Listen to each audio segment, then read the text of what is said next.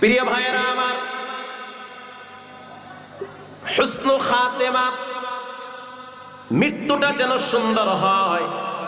ওয়া উদখিলাল জান্নাতা ফাকাদ ফাজ, যে জাহান্নাম থেকে নিজেকে বাঁচালো, নিজের ঠিকানাটা জান্নাতে করলো, জাহান্নাম থেকে যে নিজেকে মুক্ত করলো, নিজেকে জান্নাতে প্রবেশ করালো, আল্লাহ বলেন তাদের মতো সফল ব্যক্তি দুনিয়াতে আর কেউ নাই।